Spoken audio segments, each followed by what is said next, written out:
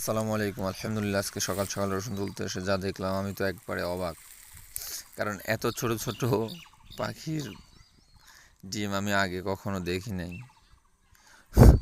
ডিম দেখছি কিন্তু এত ছোট ডিম দেখি নাই। এত পরিমাণ ছোট ডিম দেখেন, 4 থেকে 5টা ডিম আছে এই বাসাতে, একটা বাচ্চাও আছে অনেক ছোট আর কি, আজকালের মধ্যে উঠাইছে। তো এই বাচ্চাগুলো অনেক কিউট, অনেক সুন্দর। বাচ্চাটা খাওয়ার অনেক চেষ্টা করতেছে, ভাবছে তার মা আসছে, কিন্তু তার মা এখন এখানে নেই।